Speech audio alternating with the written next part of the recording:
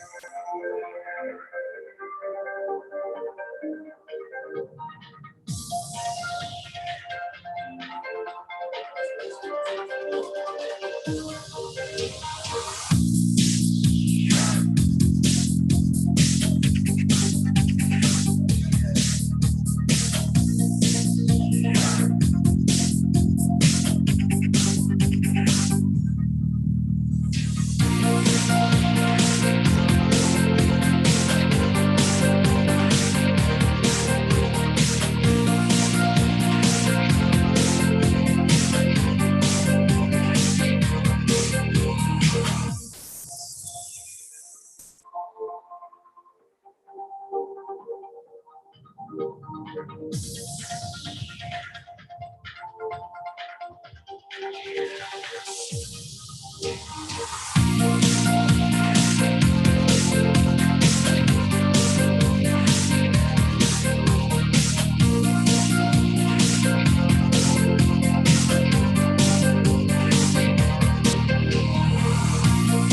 位嘉宾朋友们，大家早上好，欢迎来到2021年海洋合作与治理论坛。这里进行的是议题5北冰洋海洋治理实践。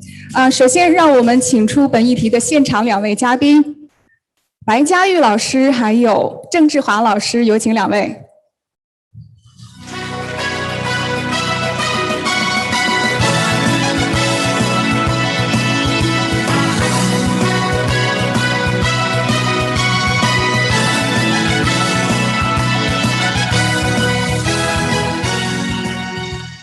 好，那接下来呢，就让我们请出本议题的主持人，加拿大阿尔伯塔大学中国学院名誉院长侯炳东先生 ，Mr. Professor Holden, the floor is yours.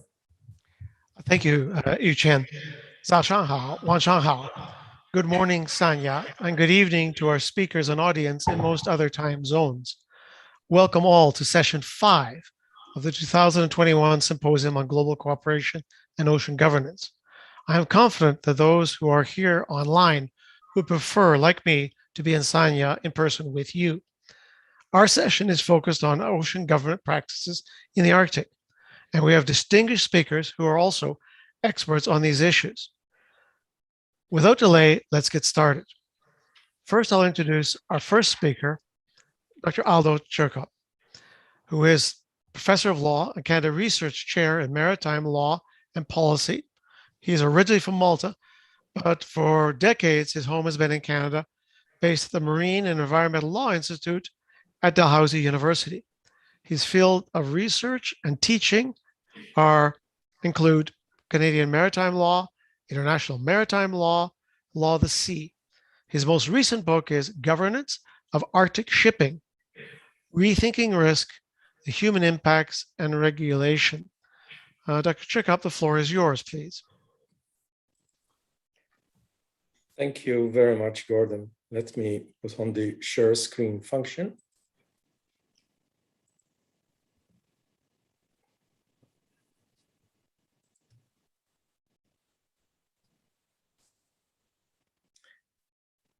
And let me, first of all, thank the organizers for kindly inviting me to speak to this meeting. And in particular, to share the experience of a rather novel initiative for the governance of shipping in Canadian Arctic waters. So the title of my presentation is Low Impact Shipping Corridors in Canadian Arctic Waters, and I raise the question as to whether this is an emerging good governance practice. And by way of an outline for my presentation, I will offer a few words of introduction to the topic, and then perhaps explain what are the conditions for navigating Canadian Arctic waters, which perhaps the audience might not be familiar with. And then I will introduce the Corridors Initiative, and I will then proceed to discuss it and offer some concluding thoughts. So the first thing to observe is the context. The context of Arctic Canada is immense. You're looking at a coastline of 162,000 kilometers and approximately 4 million kilometers of water enclosed therein. So the first point here is the geographical scope. But at the same time, we have to layer on this the impacts of climate change on this geographical scope. It is rendering this region increasingly more accessible. So those times when we had fairly impenetrable ice cover are perhaps behind us now. And instead, what we're beginning to see is a longer summer navigation season. And in fact, with conditions that have been moderate enough to enable even recreational vessels to navigate in the Northwest Passage. And increasingly, we see more of these recreational vessels, such as yachts, for instance, as well as other forms of tourism, including cruise ships. But at this time, of course, the majority of shipping in Canadian Arctic waters is really local commercial traffic, the type that provides logistics in the north, perhaps exporting minerals from the north, what we call destination traffic, and of course, government vessels and research vessels. So we are not seeing the kind of traffic that there is on the Russian Northern Sea route. But nonetheless, the long-term projections are that we will see greater shipping. And what we have to bear in mind is that much of this region is not properly charted. And indeed, we have already had a number of incidents, including the grounding of passenger vessels. The first was in 1996, the Hanseatic, a German small passenger vessel. Then we had the Clipper Adventure in 2010, more recently the academic Joffe. We have been very lucky that we have not really had instances of death or serious injuries or even large pollution incidents as yet. But that is really a matter of luck, and we cannot simply rely on luck in planning shipping in the north. The other thing that we need to bear in mind about Canadian Arctic waters is that the Northwest Passage is not just a navigation route. It is Inuit Nunangat, which in Inuktitut means the homeland of Inuit. And what we have to bear in mind too is the Inuit as an indigenous peoples enjoy rights at customary international law, at indigenous law, as well as domestic law in Canada. So that's the constitutional law. We're looking at legislation as well as the common law. And an important development in the Canadian context too is that we are undergoing a process of reconciliation with our indigenous peoples and rethinking how engagement ought to take place in a respectful manner. So in thinking about the governance of Arctic shipping, it is absolutely essential in the Canadian Arctic context to think in terms of the lens of reconciliation and how indigenous peoples are going to be engaged in this governance process.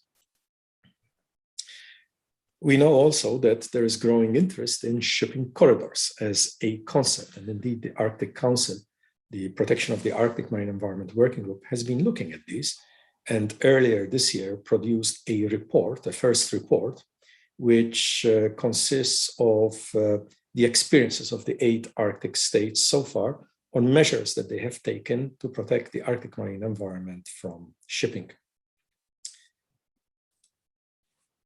And against that backdrop, there is the Canadian initiative launched by the Canadian Coast Guard, Transport Canada, and the Canadian Hydrographic Service to designate low-impact shipping corridors in Canadian Arctic waters. And indeed, at this time, there is a public consultation process underway. So before discussing the corridors, it is good to elaborate a little bit more on the conditions for navigating in this extreme environment, because while it is true that climate change is fundamentally transforming the region, the reality is it remains a hazardous navigation environment.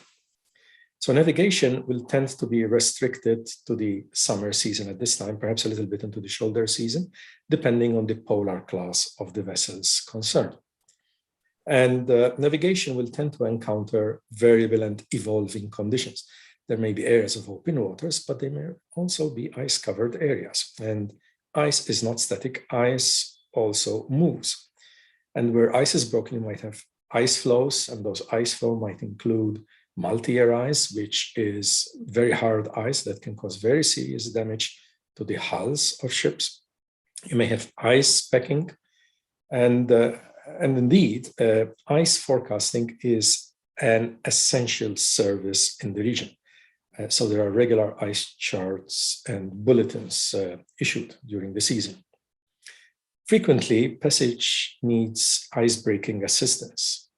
And this is where the Canadian Coast Guard, which has the capability, offers that service. But there are also other vessels in the region that have ice-strengthened hulls to enable them to navigate. The weather is very variable. You may have very clear conditions in the summer, but you can also have reduced visibility. You can have a lot of fog on occasions. And you may even have, when there's precipitation, you have potentially ice buildup due to freezing rain, sea spray, and even snow. And for smaller vessels, the ice buildup can cause some really hazardous conditions, because if the ice builds heavily on the superstructure, smaller vessels, unless they are addressing the issue, could potentially lose their intact stability. And that is a major safety concern. On top of all of this, we have poor and insufficient charts for most of the region. Barely 10% of Canadian Arctic waters as a whole have been surveyed to modern standards. And we're looking at the same time at areas that are remote. There is little infrastructure to support ships in transit, and the navigation aids will tend to be few and focused in particular area. There are really no ports or repair facilities. The search and rescue services are limited in the region, and there's very little salvage and pollution response capacity.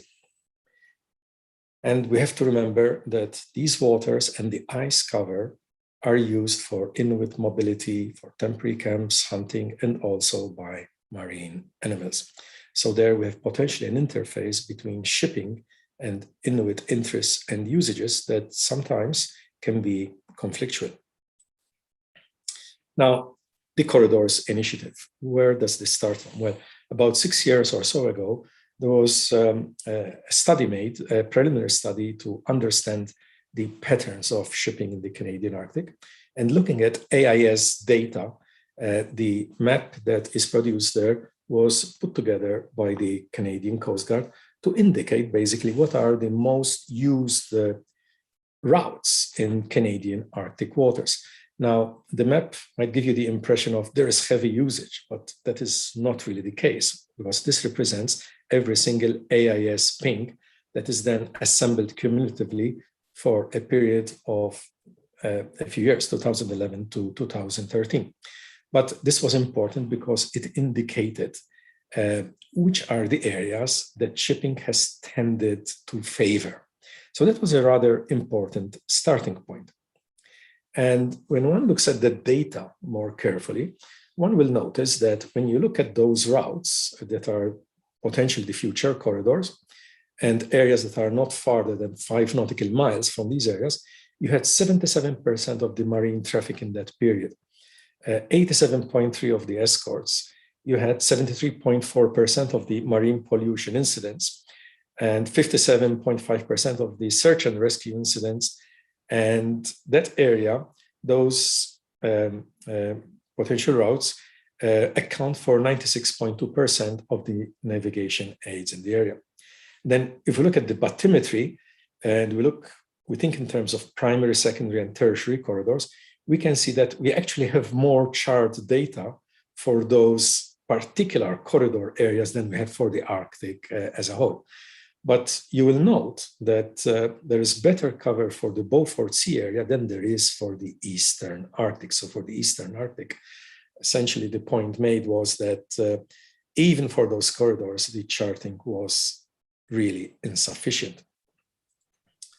So this was the basis to develop a risk assessment framework that takes into consideration the volume of traffic, the probability of groundings because of uncharted areas and so on, the access and potential access to mitigation measures, the width of channel, length, and depth, because one has to consider here that some of those channels are actually shallow waters, and then tidal variations. So this assembled together provides a risk assessment matrix. And what this led to was the potential idea of having multiple types of corridors. And this is very nicely explained in Chenier et al. Essentially, authors of this particular article were from the Canadian Coast Guard, Transport Canada, and the Hydrographic Service. And they put together basically what they have learned so far on how we might go about designating these corridors. And they suggest that we might have, on a first level, primary corridors, the main corridors, which would be the main traffic highways. And these would, in all likelihood, coincide with the Northwest Passage, at least the principal routes of the Northwest Passage. But that, of course, speaks primarily to transit shipping. The reality is that the Canadian Arctic has different types of shipping. You know, there's very little transit shipping at this time, but there's a lot more destination traffic. So essentially traffic from point A to point B, logistics, supplying communities in the north, and exporting mined resources from the area, and so on. So with those in mind, what we see here is the idea being floated for a system of corridors to address these potential other users. So if we're looking at, for instance, the second level, the secondary corridors, we'll see here essentially corridors aimed for traffic which has a specific destination or port of call, if you want, in Canadian Arctic waters. The third level is what would be called the refuge corridor, potentially where ships might need to have temporary haven because of a condition or perhaps bad weather that they might encounter in the interests of maritime safety. And then if you look at the fourth and the fifth, we have private interest and projected corridors, depending on particular resource development or other activities in the Arctic. So essentially, it's a system of corridors to address different functions exercised by shipping in Canadian Arctic waters. And visually, this is what it would look like. So if you look at the solid red, those are the primary corridor areas. And you can see there the main routes of the Northwest Passage, starting with the Beaufort Sea. There are two potential routes to link into Lancaster Sound before, of course, exiting into the Atlantic. And then you can see the colors for the other routes. Now, when these routes were conceptualized, what was taken into consideration here is other activities in the area. And this gives you an example as to what these activities might be. So for instance, these green areas here are protected areas in the Arctic. And this green one here, this large one, is a very recent one. It's a national marine conservation area, which is very important for Inuit populations in the area. And what you can see here, the proposal is to designate corridors which go around the protected area. So to, in other words, prevent or minimize conflict to the minimum. And likewise, if you see this protected area over here, you will see that there are corridors that really skirt around it, but not going straight through it. So in a sense, this could be described also as a type of marine spatial planning, using potentially in the future kinds of routing measures to be able to move shipping while minimizing its footprint in the area and minimizing the conflicts, especially with indigenous rights and environmental concerns. So let's discuss this a bit. So this is essentially the concept of the corridors. So I think the first thing to point out is much of the regulatory framework here is already in place because Canada has a well-developed system of shipping regulation. And the starting point here is that the Polar Code is the new generally accepted international rules and standards dedicated to shipping in Arctic waters, have been fully implemented in Canada under the the Canada Shipping Act 2001 and the Arctic Waters Pollution Prevention Act through a set of common regulations under the two statutes. We have already the NORDREC reporting system, which has been mandatory since 2010, because obviously the system of traffic will also need a reporting dimension to it. And then there is other legislation concerning anything from civil liability to salvage, abandoned wrecks, and so on, that would also be part of the legal framework for shipping in Arctic waters as it would apply to other Canadian waters. Now, the most interesting thing I find about the corridors is that they will be accessible to shipping without charge. So this is interesting. There will not be a charge for transiting through these corridors. And indeed, the purpose here is to make sure that the service and limit resources available will be focused on those corridors. So essentially, once these corridors are designated, what we'll see is greater focus of efforts for charting, for instance, deployment and maintenance of navigation aids, provision of icebreaking services. And the purpose would be here really to incentivize shipping to use the corridors rather than navigate in other Arctic waters. So this is important because this is a way of incentivizing shipping while at the same time minimizing the footprint of shipping in the fragile Arctic. And then the other important thing to point out too is that this could potentially have an impact purely on a market basis on marine insurance, because we can expect here insurers to step in and say, look, now that you have services and safer for safer shipping in Arctic waters, the assureds can be expected to use those corridors as the definition of the trading limit for their purposes of their marine insurance policy. And indeed, insurers don't like it when the assureds breach the warranty of the trading limit. So the trading limit will designate where the ship can actually operate. So that could be a beneficial market influence for the use of these corridors. So there are some things that are still unclear in terms of structure. For instance, what would be the structure to administer these corridors? Because Canada does not have the equivalent of the Northern Sea Route administration that the Russian Federation has. One possibility would be, would NORDREC itself be perhaps built further? At the moment, it's the Arctic Marine Traffic System, focusing primarily on reporting and provision of information and so on. Or would Transport Canada, because Transport Canada is leading the collaborative governance project, would they perhaps be the lead agency? Or would there be an interagency coordinating body? Because, for example, Transport and the Canadian Coast Guard actually have overlapping mandates with respect to navigation aids. Or could it be perhaps different models? Some people in the literature have suggested that the St. Lawrence Seaway Commission could be an interesting model here, and potentially involving federal, territorial, indigenous, and other stakeholder representation. But in any case, one thing which is unclear at this time is what will be the relationship between the corridors and the current shipping safety control zones that you see on the map.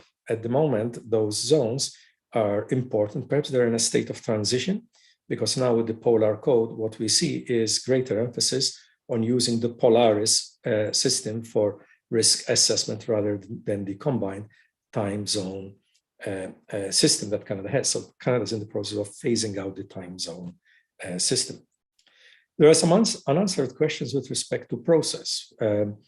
Certainly, there will be collaborative governance involving indigenous peoples and other stakeholders, but it is unclear as to how this will actually work. Reconciliation, as I mentioned right at the outset, will be factored in here. That is the lens through which this governance model will have to be built. And also, how will the process of designating corridors and routing measures actually take place? And will there be an interface with the IMO, given that the IMO is the organization, the international organization responsible for designating routing measures? But we have to bear in mind that these routing measures will be in what Canada considers our internal waters. And then there's the question how information on the corridors will be communicated to industry whether it will be through notices to mariners, notices to shipping. Will charts be annotated, for instance? Will the IMO be notified under SOLAS, for instance? And then there's also a role for the Arctic Council. Would Canada, for instance, notify Arctic states of these corridors through the Arctic Shipping Best Practices Forum? There is already notice, in a sense, because Arctic Council has been informed, but the details have yet to be developed. So let me conclude here, because I realize that I'm going over my time. I think one way to look at the corridors really is as a pragmatic, equitable, and reasonable approach to the contemporary governance of shipping in Canadian Arctic waters. It will enable shipping, which is important here, but minimizes the environmental footprint and respecting at the same time Indigenous rights. And on the Indigenous rights aspect, I think it's very important, especially for those in the audience who have a law of the sea background or a maritime law background, that we often do not think in terms of how our legal regimes, the law of the sea and maritime law, interface with other areas of international law, in particular human rights law and Indigenous law. So there is an interface, there is a relationship there. So we have to bear in mind that Indigenous peoples enjoy rights at customary international law to their lands, territories, and resources. And therefore, users of the marine environment have to respect also those rights at international law. And finally, I will conclude with the point that this approach, which is being pursued at this time by Canada, in my view, as I understand it, appears unlikely to cause diplomatic concerns because of the voluntary nature. Shipping will not be charged for the use of these corridors, and the accessibility of the corridors, while at the same time enhancing maritime safety. And I'll stop there, and thank you for your attention.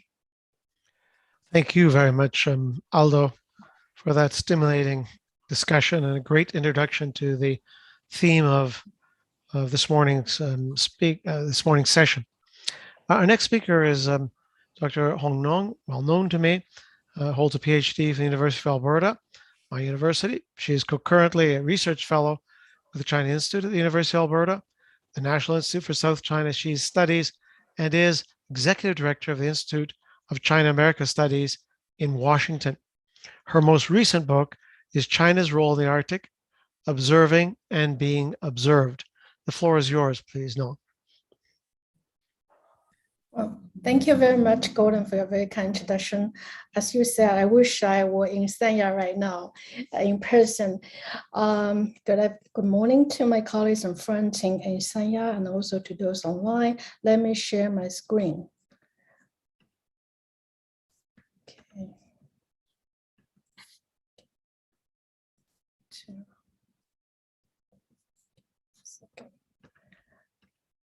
So I was speaking on the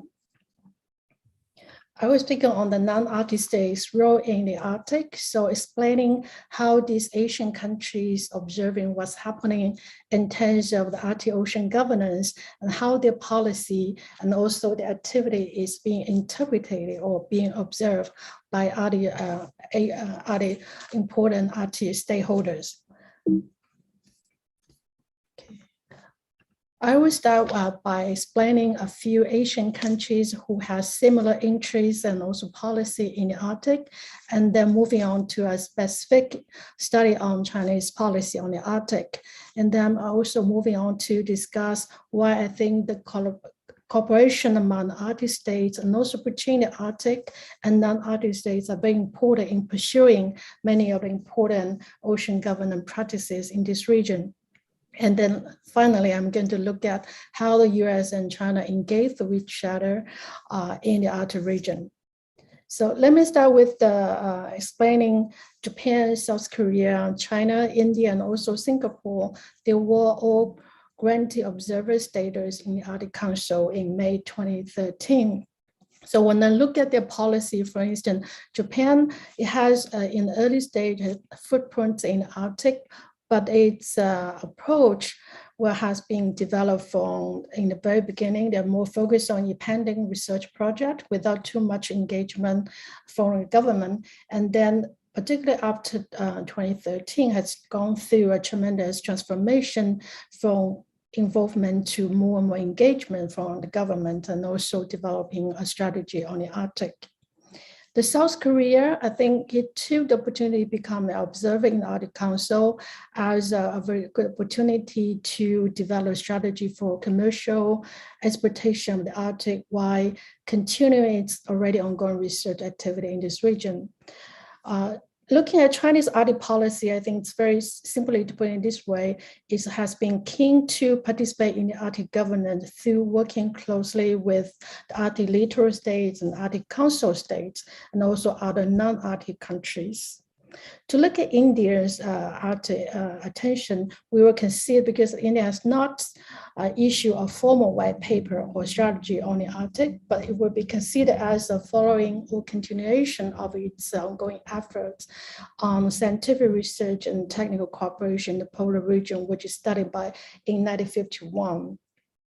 And Singapore is an interesting case because there are two different perceptions about whether it's a competition with the opening up of the Northern Sea Route and also Northwest Passage in the Arctic, whether it's pose a competition for Singapore as a commercial shipping port, or it will also create other economic opportunity in terms of being more engaged in economic development and also international cooperation. So I consider China, Japan, and South Korea, they have more similarity or common convergence of interest in the Arctic. They would like to participate more in many of the international cooperation regimes in order to have their voice heard and have their speaking rights heard.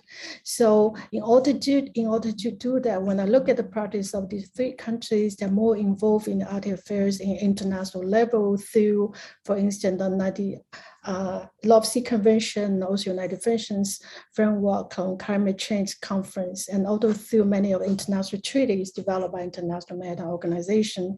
And there another level, they're also involved in the multilateral bilateral agreements such as Arctic Council, Arctic Economic Council, and also bilateral agreement between the countries, for instance, between China and Norway, between Japan and Norway, for instance. And then the three countries has been also very actively in initiating a lot of trilateral cooperation on the Arctic issues. So the ASEAN Forum for Polar Science is a very good example to show that how the three countries have been working together for this initiative, which has become the only one regional research organization. And then when I look at they share a lot of interest in terms of strengthening expectation and also enhancing international cooperation in terms of science and technology. However, when we look at the different motivation of the three countries, there we also see inevitable competition among the three. That's why it's also very important to strengthen the Arctic affairs cooperation among the three Northeast Asian countries. Let me move on to China's case. I think China's release of its China Arctic Policy White Paper in 2018, it's well received, and also the document is very well articulated and well received by many of the Arctic stakeholders.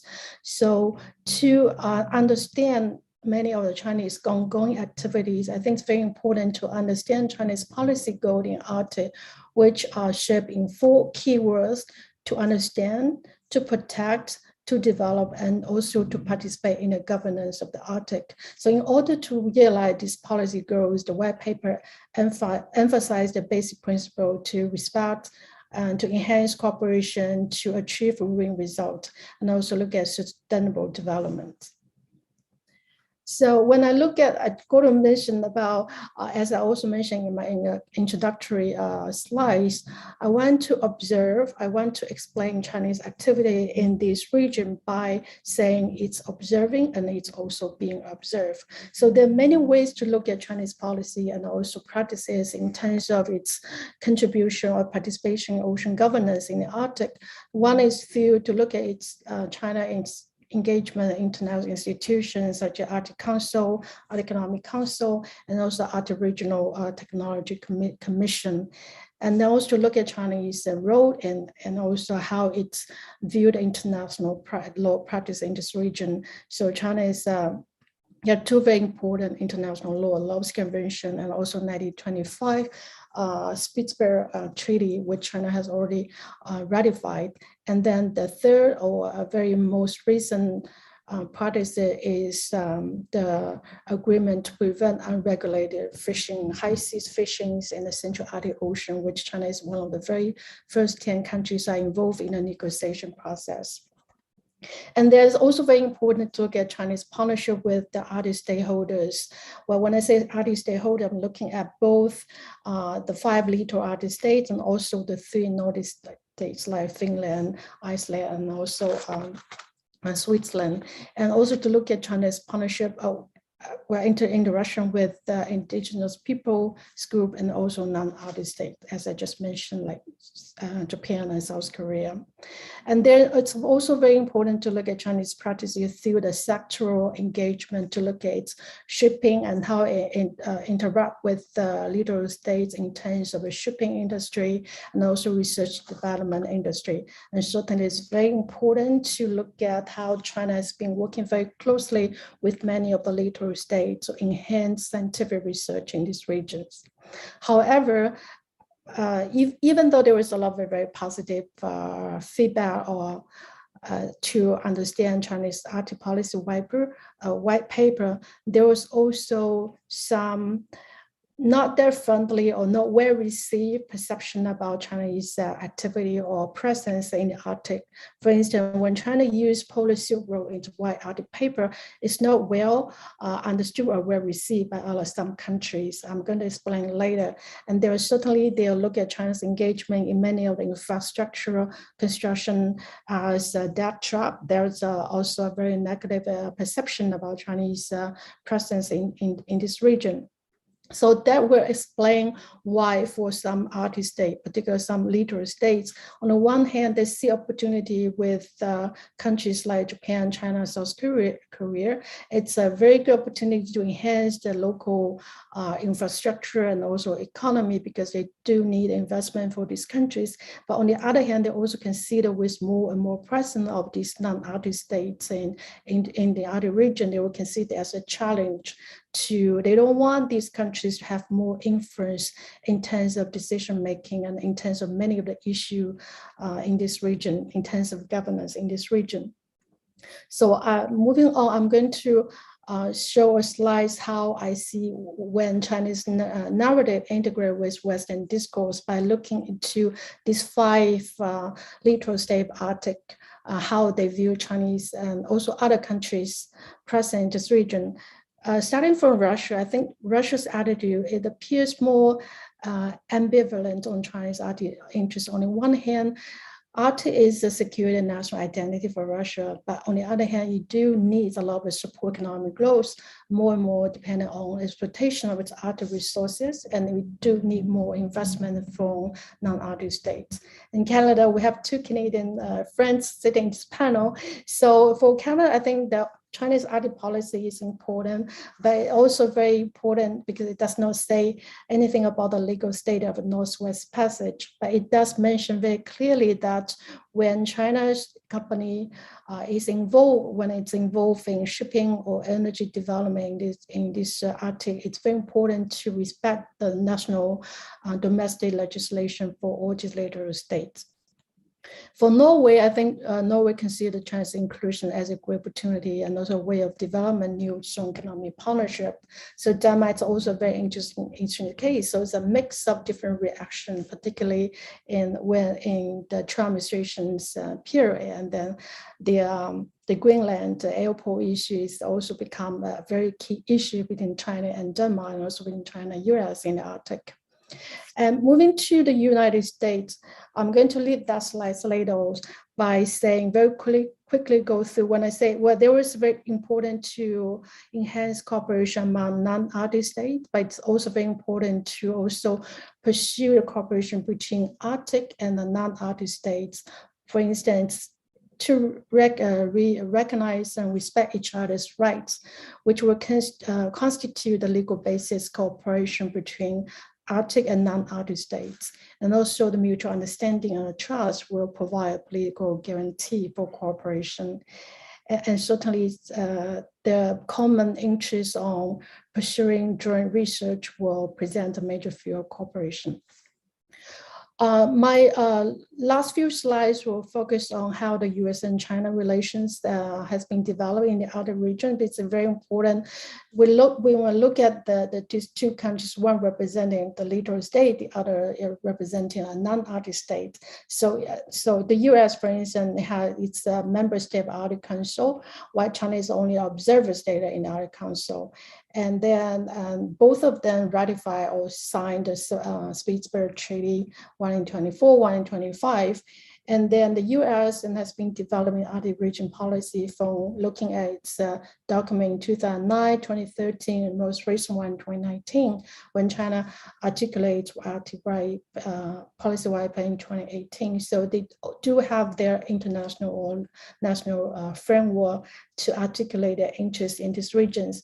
So the US Arctic policy, I think it's very similar with other littoral states and the national security identity, and also protecting the Arctic environment, conserving its living resources. I think very common among all the Arctic states. But I also want to emphasize, I think why the US has an interesting perspective on non-Arctic states' interest in this region, because it's welcoming more institutional cooperation among the 8 Arctic states like US, Canada, Denmark, Finland, Iceland, Norway, Russia, and Sweden. They're all as the member of Arctic Council. So there are 2 different priorities of looking at cooperation from the US perspective. They welcome more cooperation from these regions. And then my next slide. A few words about the US view on Chinese Arctic policy. So from the Obama administration, they are very keen on climate change initiative. And then moving to Trump administration, I think there's a lot of gap left behind because it downplayed the important role of climate change. So when moving to Biden administration, I think it's very eager to bridge the gap, a leadership role in how to counter the effect of climate change in the Arctic and also in the Antarctica. So the possibility to adapt the new environment. And that is why I think in September, there is a call from the Department of State, which reactivated its Arctic Executive Steering Committee and also the U.S. Arctic Research Commission. Many of the well-known U.S. scholars working on the Arctic has been appointed to serve in these 2 committees. That's why we failed to get some American scholars in this panel, because they're now moving to serve in these 2 very important mechanisms. And they're also concerned about China increasing cooperation with Russia has been considered for the U.S. as a big concern, and they don't want the U.S. and they don't want China-Russia cooperation to dominate the Asian governance agenda. And the U.S. also calling for continuing U.S. leadership role in the Arctic issues, because compared with Canada, Russia, I think the U.S. has played quite a low profile in the Arctic compared with other major littoral states. So it's trying to catch up. And in order to do that, it also emphasize it needs to strengthen its operational capacity in the Arctic, including increasing the budget of the Coast Guard. So, and there was a different voice and to look at more rational on how the U.S. view Chinese engagement in the Arctic. For instance, there was a perception saying China's emergence as a growing science actor in the Arctic should be welcome, but its scientific activities and research station must be more integrated into a broader international cooperation efforts rather than bilateral efforts. And also it's very important that the US should understand the totality of China's vision in order to make a right assessment on how it impacts the US Arctic interests, as well as the future development of Arctic governance and institutions. So when I look at because Alaska, there's a lot ongoing between China and Alaska. Alaska is the state that makes the U.S. become a leader state for Arctic. I'm going to skip this one. So certainly there's a lot of convergence when I try to understand the US and China's Arctic policy. They have a convergent interest in terms of its Arctic environment and science, in terms of both of shipping theories through the high north. And they're all actively involved in development of polar codes. And also that they both rather signed fishery management agreement in the Central Arctic Ocean. So, and their divergence of interest is more or less on how they view each other's relations with Arctic states. For instance, US may not be very comfortable seeing more and more engagement between China and Russia, and then China's and other Nordic countries, increasing cooperation on scientific research would be considered as also another threat for the US. And certainly the US-China relations in general, it's something that always sit as a step between to further pursuing the US-China cooperation on the Arctic. So the future cooperation between the two countries, I identify a few areas, for instance, the science, climate change, infrastructure, and also sustainable access to energy resource, and also indigenous people's interests would be something that the two countries may have interest in further cooperation. With that, I will conclude my presentation. I'm looking forward to discussion later on. Thank you very much, Nong. That was most helpful in framing that set of issues and relevant directly to the question of governance. I'd like now to introduce Suzanne Lalonde, Professor of Public International Law and Law of the Sea at the Law Faculty of the Université de Montréal. She holds a PhD in Public International Law from the University of Cambridge. And Suzanne is a member of the Canadian Arctic Security Working Group, the Transatlantic Maritime Emissions Research Network, the Multidisciplinary Canadian Arctic Shipping and Transportation Research Network, and the North American Arctic Defense and Security Network. Suzanne, the floor is yours, please. Thank you so much. I will, good morning and good evening to all. I'd like to thank the organizers of the symposium and the conveners of this session on the Arctic. I'm very honored to be participating in such an important meeting. Now I will try to share my screen as well as my colleagues. Not so much.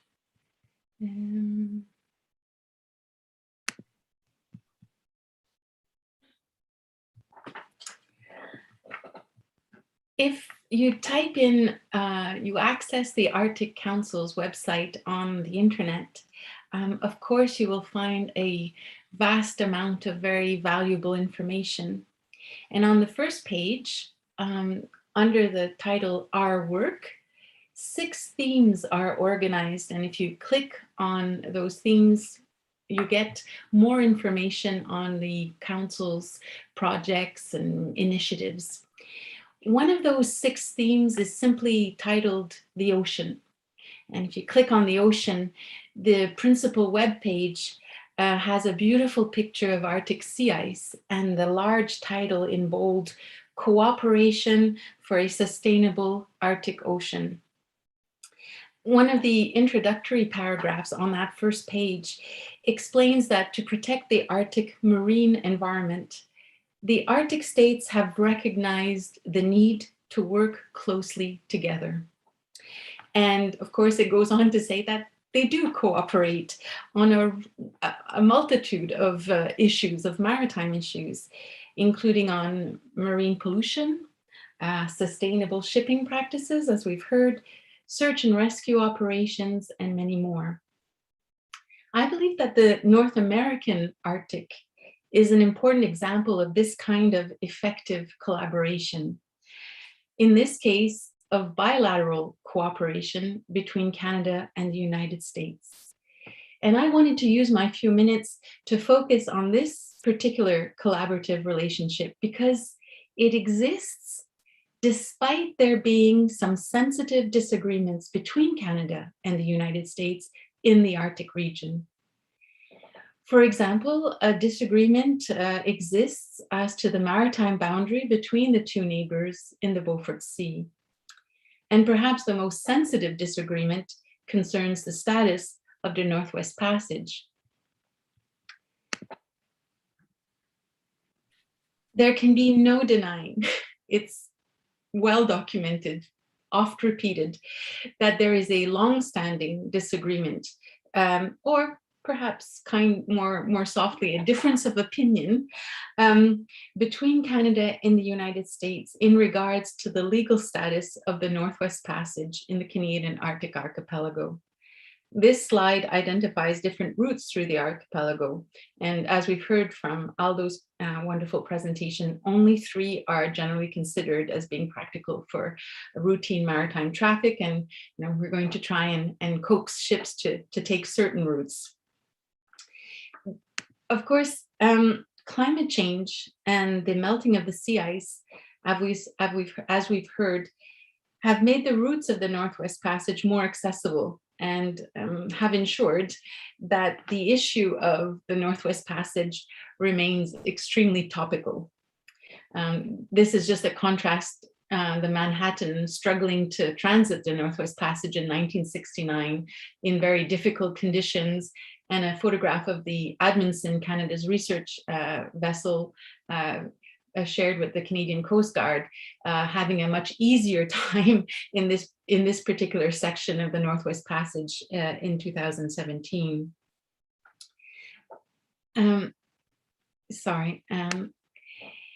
Canada claims that all of the waters within the archipelago are historic internal waters subject to its sovereignty. And in the 1993 land claims, Nunavut Land Claims Agreement, the historic agreement that created the territory of Nunavut, Canada recognized that its sovereignty is supported and indeed is founded on Inuit use and occupancy. Most of the Northwest Passage is in the territory of Nunavut, and it is an Inuit homeland, as Aldo so eloquently explained.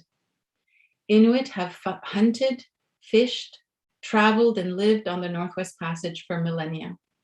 And the 1993 Land Claims Agreement acknowledges this ancient connection between the Inuit and the Arctic waters and recognizes that the people of Nunavut have the right to be involved in decisions about how those Arctic waters are to be managed, developed, and protected. Washington has long considered, however, that the routes of the Northwest Passage constitute an international strait, subject to a right of transit passage under the law of the sea. As you can see, the Canadian and the American positions could not be further apart. Sovereign internal waters, international strait with freedom of navigation, well, right of transit passage. However, I'm heartened by words of wisdom pronounced by President Kennedy when in 1961, 60 years ago, when he addressed the Canadian Parliament in Ottawa. His speech has been described as a masterpiece of balance and grace that captured the essence of the relationship between Canada and the United States. The quote to the right of the photograph is the best known. Geography has made us neighbors, history has made us friends, economics has made us partners, and necessity has made us allies. But I'm more interested in what President Kennedy said next. We are allies, he stated. This is a partnership, not an empire.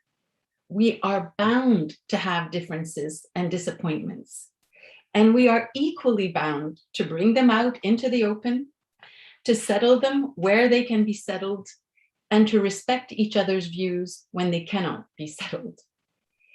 I believe President Kennedy's insistence on respect for each other's views is an essential ingredient for any meaningful cooperation, and it has been the cornerstone of Canada and US collaborative efforts in the Arctic over the course of many decades.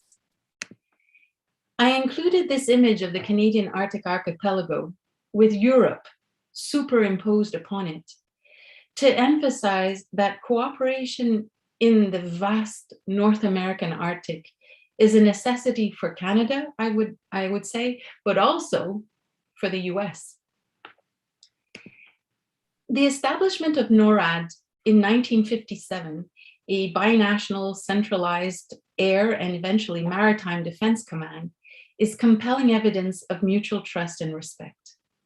Of course, I acknowledge that this type of institution is far beyond what may always be needed to cooperate successfully for sustainable ocean governance. But I wanted to quote the third preambular paragraph of the NORAD agreement, which was renewed in 2006, because I was struck by the wording in that paragraph.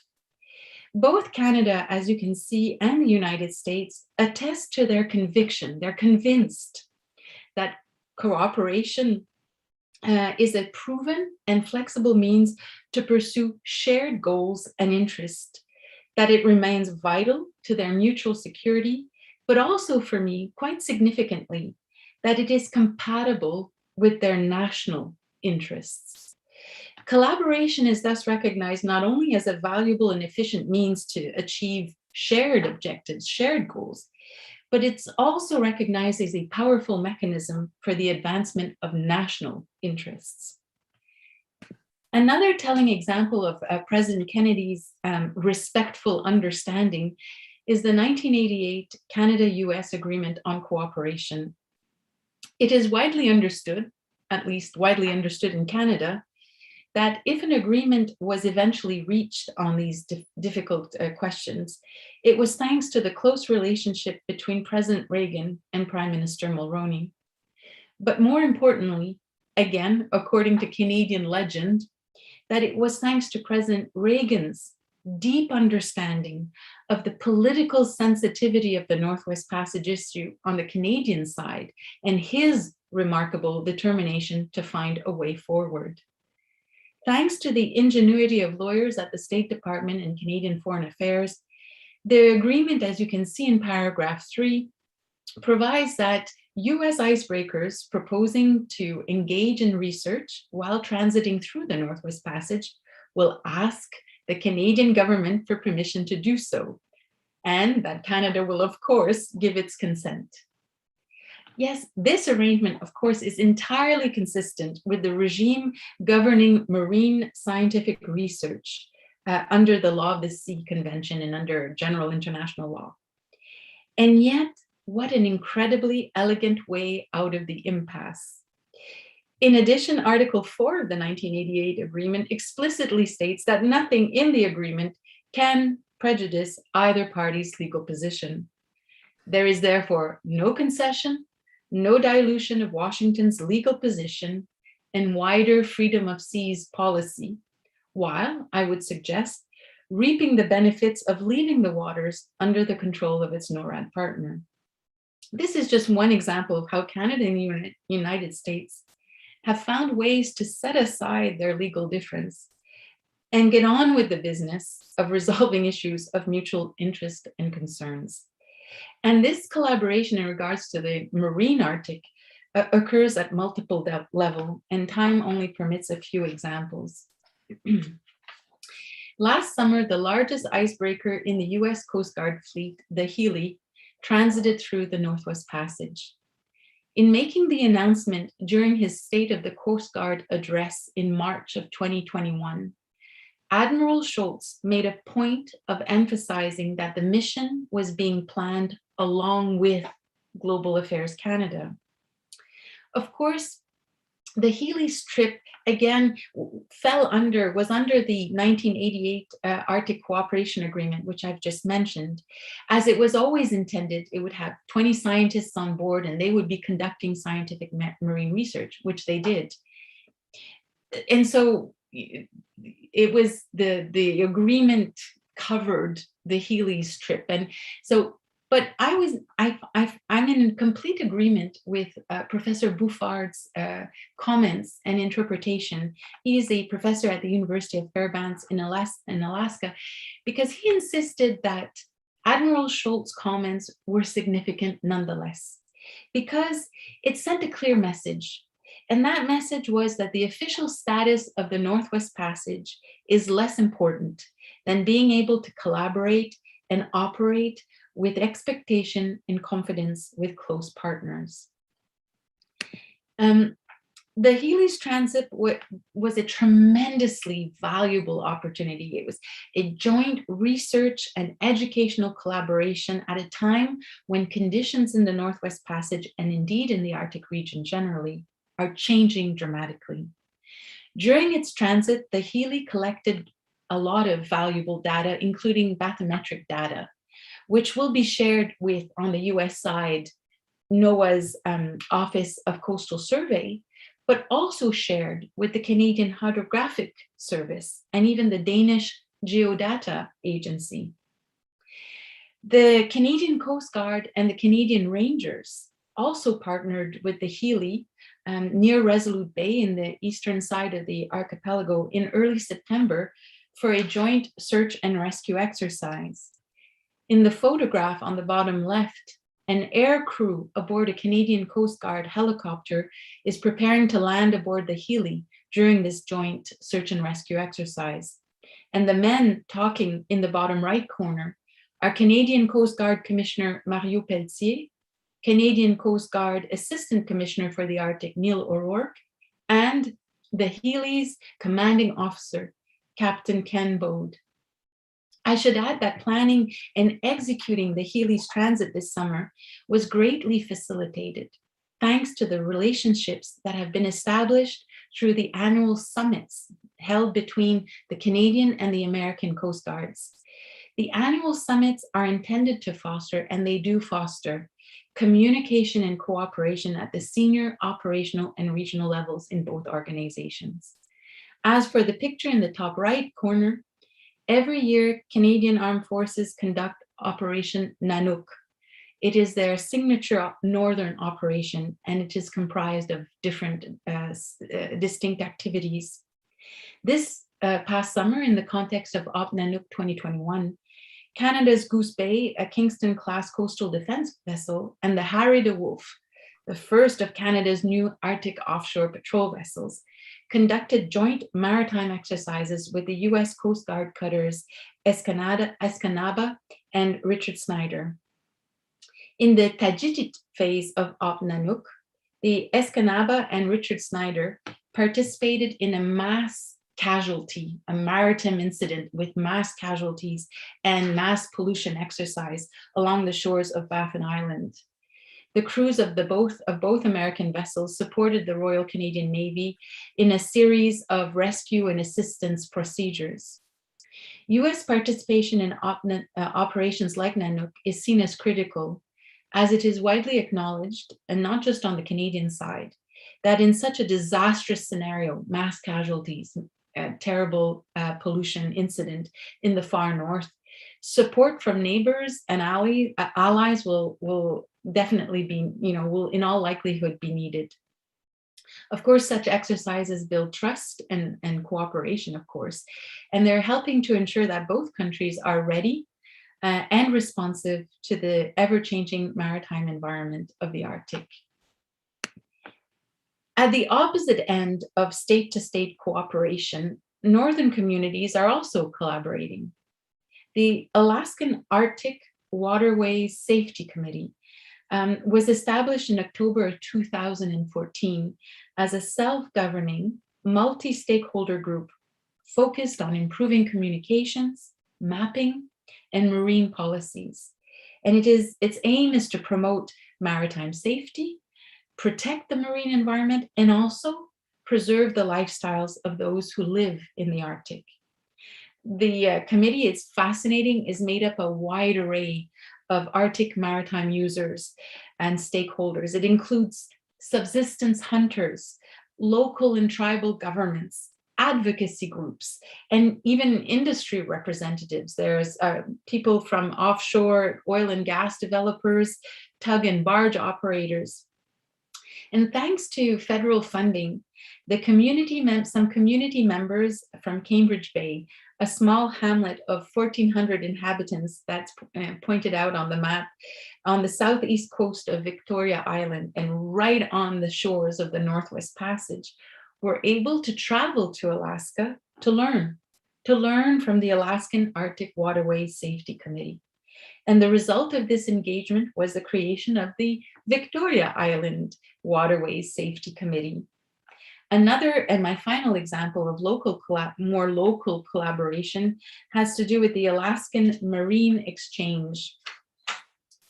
It has been instrumental in the establishment of a wonderful program, the Inuit Marine Monitoring Program in Nunavut, a program that couples experienced Inuit hunters as marine monitors with real-time vessel tracking technology.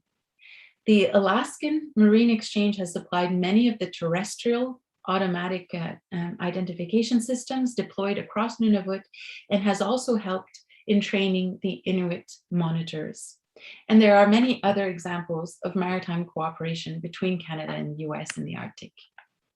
In concluding, I would just like to emphasize that it is because the Canada-US relationship of trust and respect is well established that meaningful cooperation has withstood the vagaries of political personalities and specific agendas. Irrespective of sensitive legal differences, the recognition that collaboration and cooperation serves the interests of both states endures. And I would suggest that climate change and its cascade of consequences for the Arctic region have only confirmed the necessity for such strong partnerships. Thank you very much. Thank you, Suzanne. We are slipping a little bit behind, so I would ask our last two speakers to ensure they attempt to stay within the 15-minute limit.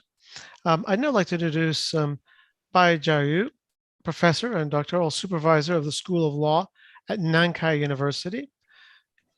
She is a visiting professor at Dalhousie University and a visiting scholar at the George Washington University. Her publications include several books whose titles include Legal Research about Arctic Shipping Research, Legal Regulations about Ballast Water, and Research on the Marine Invasion of Alien Species, Legal Prevention and Control. Please, Jiayu, the floor is yours. Okay, thank you, Gordon. Thank you for introduction. Okay, good morning and good evening to our colleagues online. It is my great honor to be invited to attend this symposium on the global maritime governance and the ocean governance. And I'm very happy to meet with the old friends online, Gordon, Aldo, Susan, and Hono. And today the topic I share is the cooperation about Arctic affairs among China, Japan, and the Republic of Korea, review and the prospect.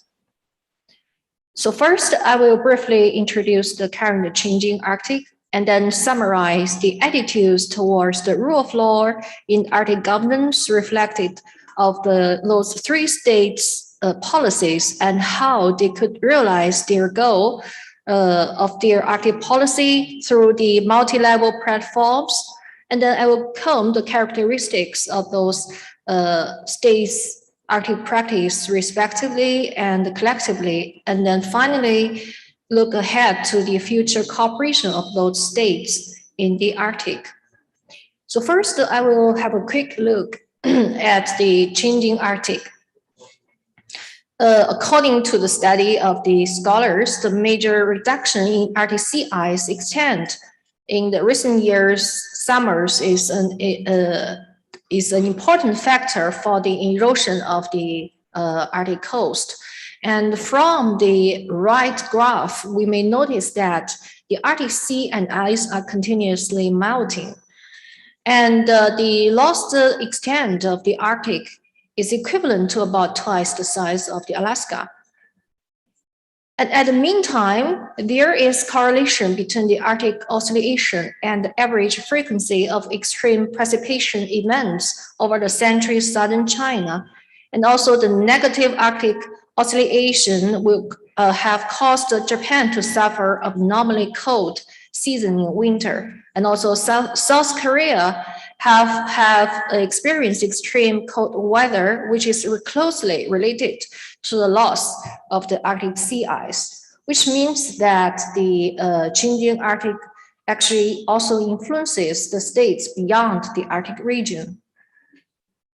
And according to special report on ocean and crossphere in a changing climate pressed in 2019, the issue of climate change is difficult to be resolved by individual countries alone.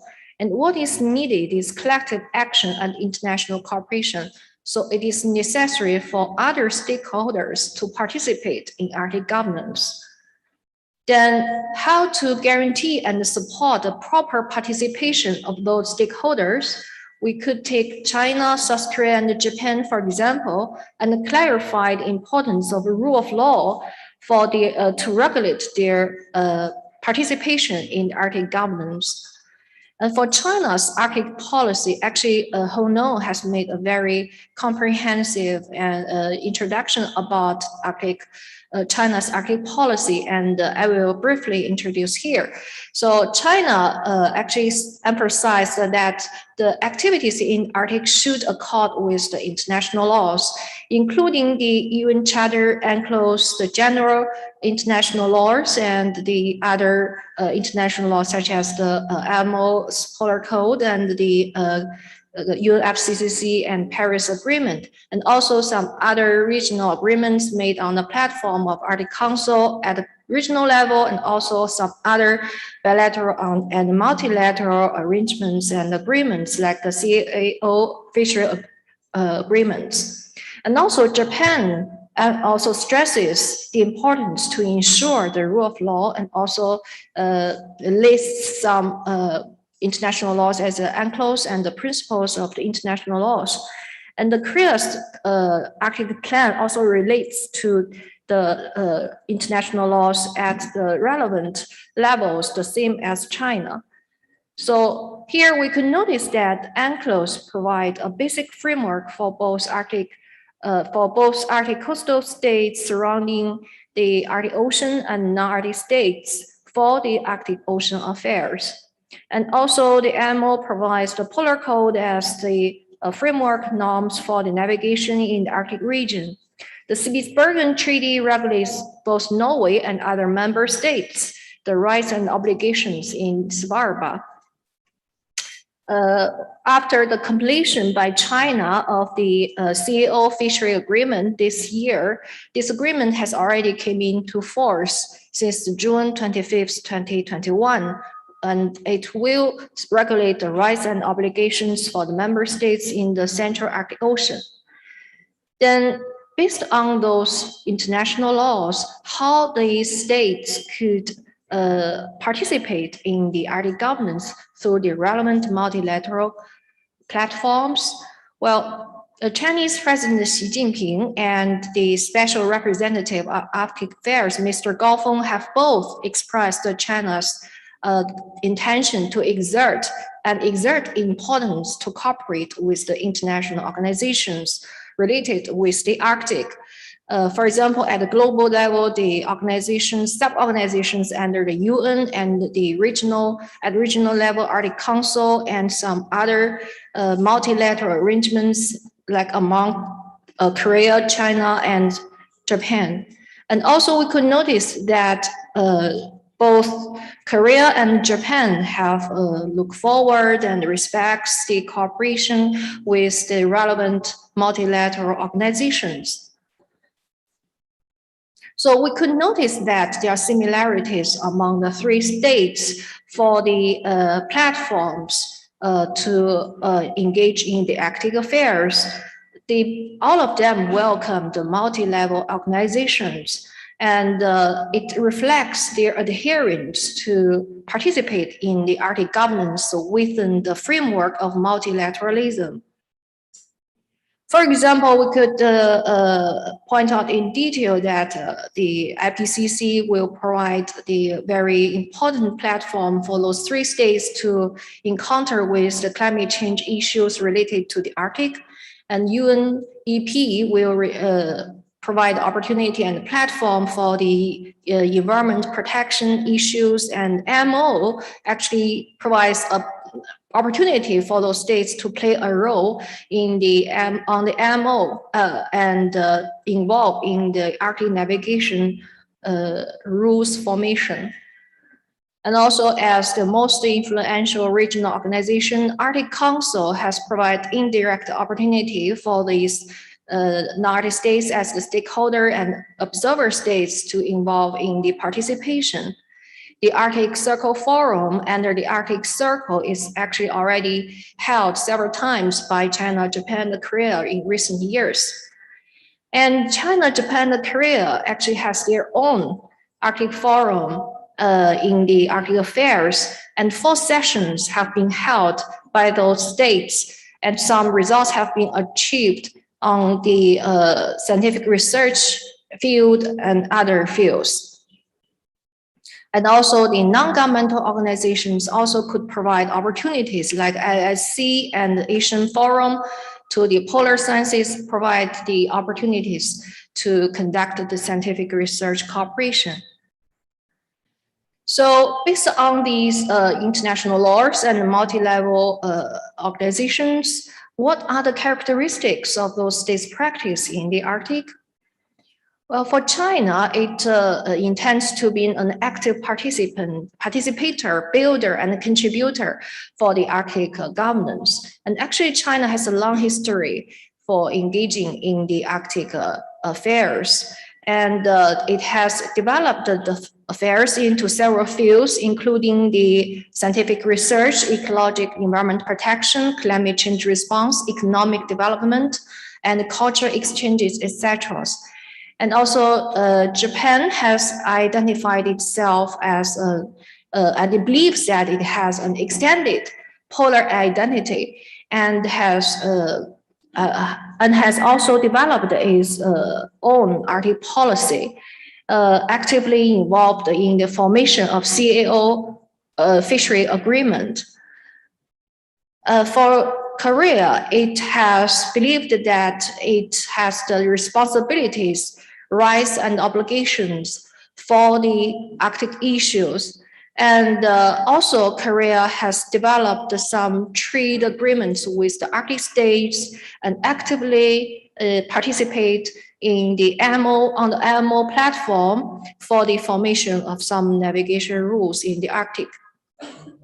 So we could notice that all these 3 states have some certain interests in the Arctic, and they believe that, and they share the common identity of as the Arctic stakeholders.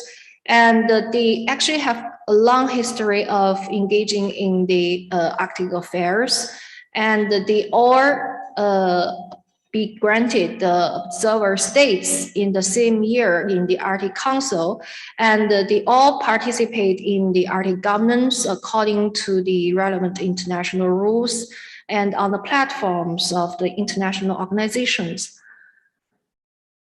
So actually, besides those practices respectively, they have conducted some cooperation together for the Arctic governance.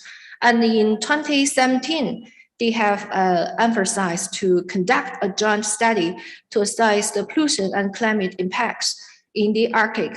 And actually, it is reported that those 3 states have used to provide the equipment for the Arctic scientific research. And also, there is indeed a platform for the 3 states and some consensus on joint response to climate change and scientific research, scientific investigation of Arctic region have been made. But we have to notice that the cooperation and the platform is still waiting to be strengthened and restarted. And actually, there is still greater potential for the cooperation among the 3 states. For example, they could continuously promote the Arctic climate response cooperation and extend the cooperation on the CAO fishery agreement and make good use of the scientific and technological advantages to make joint contribution to Arctic green shipping. So the prospective development of the cooperation among those states, 3 states, actually has provided the opportunities to practice in those cooperative potentials. The leaders of the 3 states actually have made commitments to the climate change, which is also a main issue for the Arctic. So the 3 states could work together to establish a joint market to accelerate the shift away from the fossil fuel.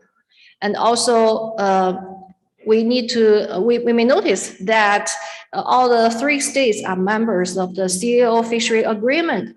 So they could strengthen the communication on the monitoring plan and formulate the temporary conservative measures.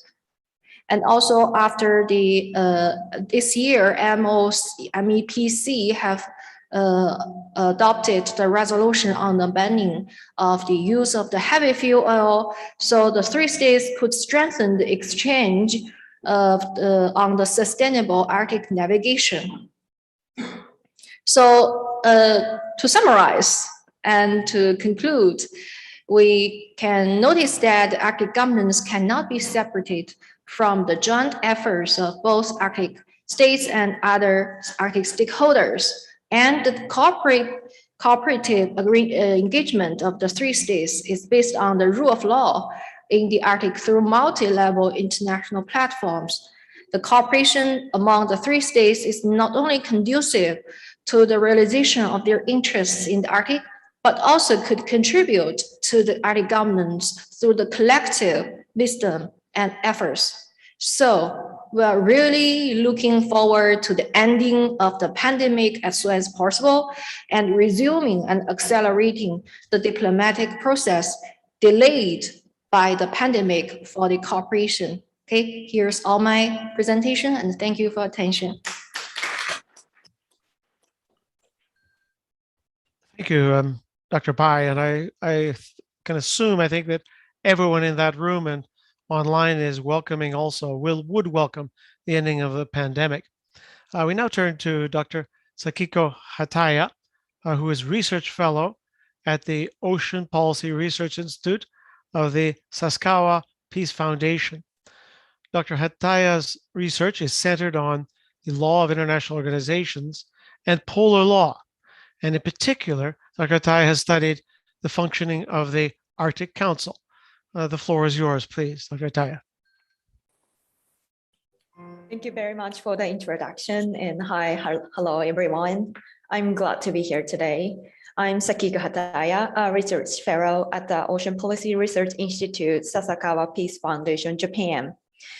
The title of the presentation today is The Opportunity and Challenge of the Northern Sea Route after the Suez obstruction of 2021. I will share the screen.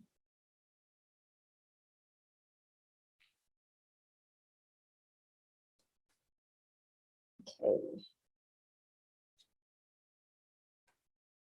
So the shocking news made the headline worldwide from March 23rd, 2021 this year.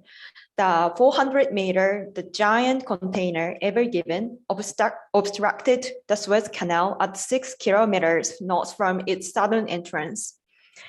Well, this picture shows that the circumstances of the Ever Given obstructions. It was in single lane section of the canal about 300 meters wide.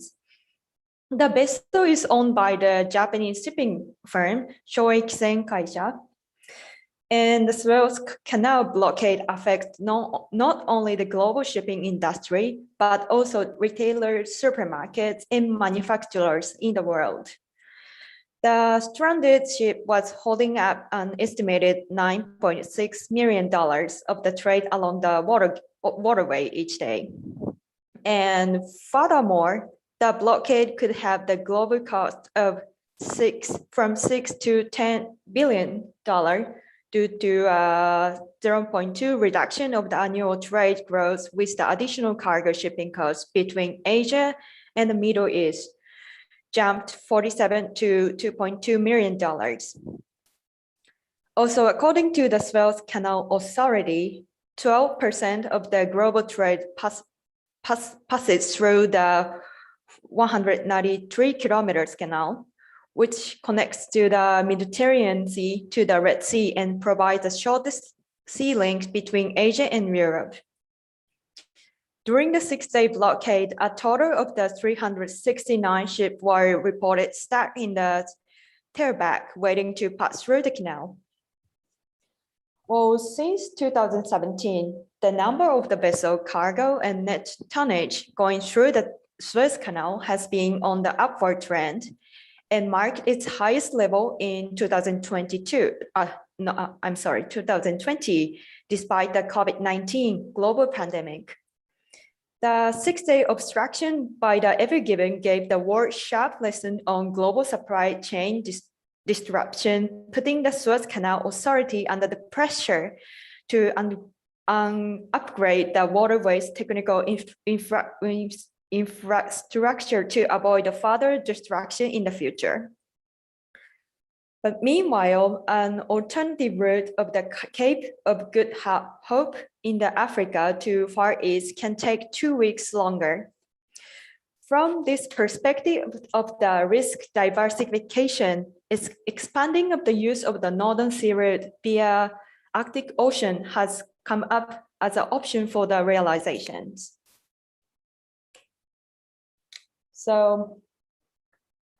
So comparing with the cargo shipping route from the Far East to Europe via Suez Canal, the accessibility of the Northern Sea Route could provide an indisputable advantage in the traveling distance. By using the Northern Sea Route, the navigation distance between Rotterdam and Yokohama, for instance, is only 11,100 kilometers, which is 6,900 miles, while via conventional southern route, which is 18,400 kilometers, passing through the Suez Canal. The potential of the Northern Sea Route could not only reveal in the reduction of the navigation distance by as much as 40%, but also provide the appropriate development opportunity for the abundant natural resources of mining in the Siberia and Russian Far East regions.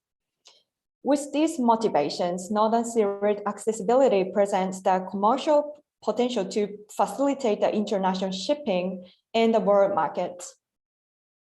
Well, there is no general agreement on what is the exact limits of the Arctic oceans, and Canada and Russian Federation claim part of these water as an internal based on historic title and drawing of the strait baselines. However, the Northern Sea Route is the shortest route linking Europe to Asia. Until the 20th century, due to its harsh icebound environment, the oceanographic ship conducting survey were the primary users and reason to come to this sea. But the ice-free period in summer has become longer every year and make it the better condition for sailing nowadays. To demonstrate Northern Sea Route as an alternative route for the international shipping market, with the potential of saving the 13 days between Hamburg and Yokohama. And also the Soviet later started the voyage from Hamburg to Yokohama, passing through Evo and Antwerp and Rotterdam early in 1967. This demonstration coincided nicely with the Soviet Union viewpoint. However, at the time, no foreign shipper accepted the Soviet offer in 1967, even during the closure of the Suez Canal during the Six-Day War in 1967, which causes the delay and extra expenses, offsetting the expected time and advantage. In recent years, Northern Sea Route has begun to attract global attention by its importance as a corridor of global importance for the transport of national and international cargo. It will increase due to the climate change. The commodity price and resistant ship Russian regulations and the need to modernize maritime infrastructure are among the influence on the Northern Sea Route usage. And also economic aspects influence the stakeholder to stakeholders' choice of the route. According to the North University, most of the ships passes through the Northern Sea Route water without difficulty nowadays. So I will show the map of the Northern Sea Route in the Russian side. And the burden of the cargo transport in the water area of the Northern Sea Route increased from 40 to 31.5 million tons between 2014 and 2019. The number of transit voyages and cargo volumes via Northern Sea Route grow slowly, but significant increase was seen in 2020. During this incomplete 4-month period, the total amount of the cargo flows for 64 voyages reached 1.28 million tons. The major share of the cargo transport was iron ore and concentrates of the 1 million tons. If freight and bunker price are low, the economic advantage of using the Northern Sea Route versus using the Southern route is quickly lost. If the difference in commodity price between the Europe and Asian markets equalize, the rationale for the sending goods through the Arctic is limited. Conversely, consistency high commodity price would be driving force for the international transportation in the Northern Sea Route. The number of the usage of the Northern Sea Route is booming in 2021. The LNG tanker Christophe du Mariage started her travel on January 5th, 2021 from the port of Saveta, Russia, arriving in Jiangsu, China on January 27th with the 11 days of the icebreaker assistance. This shows that the navigation in the Northern Sea Route might cause severe problems in the future, such as oil spills or shipwrecks or running aground, as happened in the Suez Canal. Compared to the other sea route, the Northern Sea Route is still under development. While equipment and facilities investment along the coast necessary for responding to research, rescue, and oil spills are still inadequate, since the Northern Sea Route is very vulnerable compared to the Southern Oceans. Active capital investment and legislation are crucial challenges in implementing usage of the Northern Sea Route. Nevertheless, shipping costs for Northern Sea Route are still unable to compete with Suez Canal usage and with the current super large container ships in use.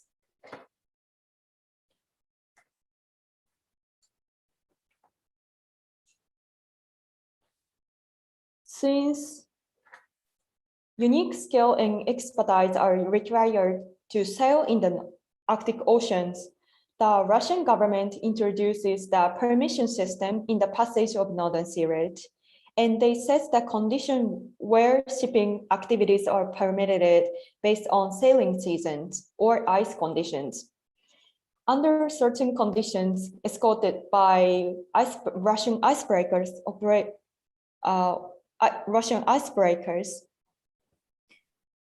it's necessary to obtain permissions. Well, UNCLOS Article 234 ice-covered area indicates like this in the slides.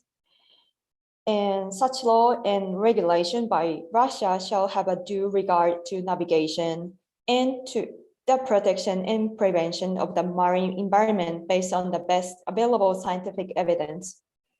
Because of the sensitiveness and harsh environment in the Arctic, such Russian regulations seems rational act and harmonize with UNCLOS Article 234, I think.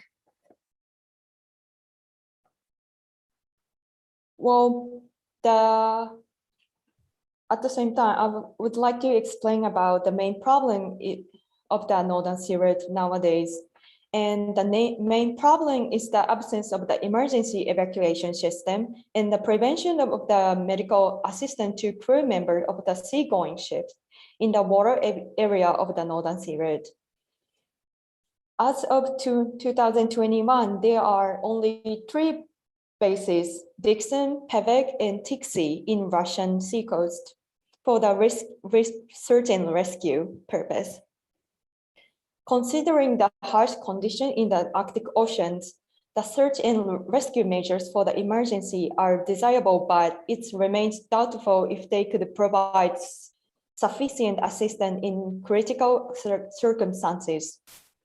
On 26 October 2020, last year, Prime Minister Putin of Russia formally adopted the new strategy for developing the Russian Arctic zone and ensuring the national security through 2035. And the new strategy also pointed out the delay in the development of the infrastructure in Northern Sea route. The construction of the icebreakers and rescue and fleets in regard to the deadline for implementation of the economic project in the Arctic zone. The limited number of the ice-class vessel for business, especially in the winter season, is another critical issue. In recent years, the summer sailing period has been expanding due to the decrease in the sea ice, which has made it easier to coordinate cargo demand with the operation schedule of the ice-class cargo ships.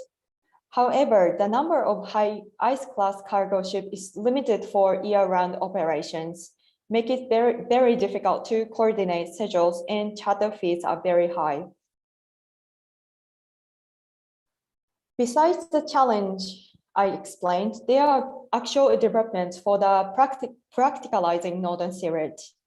According to the new Russian strategy, the fulfillment of the main task in the fields of social development of Northern Sea route is ensured through the implementation of measures, such as I listed in the slides, by organization of the medical support for navigation of the ship, and so on. Despite the well-planned strategy, the allocation of the financial support has not been coordinated, making for uncertainty in realizing the project. Nevertheless, more dialogue among the stakeholders of the shipping, investigation, and energy firm have begun, perhaps leading to concrete actions. It is believed that Northern Sea route usage actualization will be accelerated soon if these infrastructures are prepared well. So in the last slide, I'd like to explain about future prospects and concluding remarks. As Singapore has been an Asian hub for the Suez Canal, Japan have a great potential to be the hub for the Northern Sea route, especially in Hokkaido, the northern part of Japan. The Hokkaido Region Development Bureau, utilizing the satellite AIS data system for the development for Arctic Ocean shipping routes.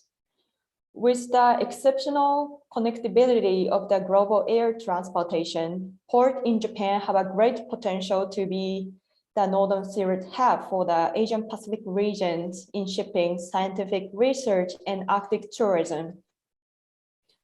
The Northern Sea route also opened the possibility for the hydrogen power supply chain by existing hydrogen transportation activities and local supply chain capability on the source abundant areas. Increasing the level of activity is key to growth, which will lower the cost of the hydrogen and increase supply chain opportunities. Progressing in building hydrogen fuel power will not only contribute to high efficient shipping, but also the emerging system for clean energy. The system and infrastructure still require the substances research and development input to generate the economic scale of the return. Also, the Asia Pacific has become the fastest growing region, implying the considerable environment burden. My comprehensive economic assessment of the Northern Sea Route also projected trade flow in good at the inter and integration scale.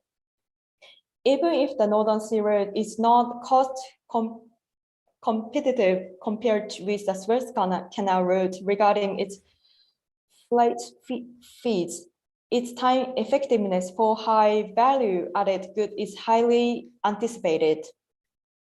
As one of the supply for the key components for automobiles, machinery, and electric equipment, the Clean Transportation and Hydrogen Society initiated by Japan could generate a spillover effect on shipbuilding and infrastructure upgrade in the regions, creating harmony between human activities and oceans. The 2021 Suez Canal obstruction provided valuable lesson for the global shipping industry regarding the logistics of the cargo overloading and motivated firms and state to consider the risk diversifications. Although the Northern Sea Route cannot currently compete with the current Suez Canal route in terms of the transportation cost and sustainable demands in the shipping market, it should gain attention as an alternative to the Suez Canal for the diversification risk. More importantly, the economic assessment of the potential of the Northern Sea Route will also encourage more discussion on research and development and international regulation to achieve the energy efficiency and eco-friendly transportations. The emerging need for the merits of the Arctic route and its usage will attract potential funding and encourage stakeholders re-examine the regulations and increase interdependence on the sustainable development of the Arctic Ocean. Thank you very much for the kind attention. Thank you, Dr. Hataya. All of our speakers have run a little bit late, so we're actually have rather limited time for questions. And we're going to proceed as follows. Professor Zhangzhi Hua, who is in the Sanya auditorium, has kindly agreed to deal with questions that are being posed with a live audience. I will first deal with a few questions that we have online, and you can submit these to the chat function. Our time is again limited, so please keep your questions short, and the answers will necessarily be short as well. I'm going to start with Nong Hong, who has two questions, I believe. Go ahead, Nong, please. Thank you. Thank you, Golan. I do have a question one for Aldo, one for Susanna.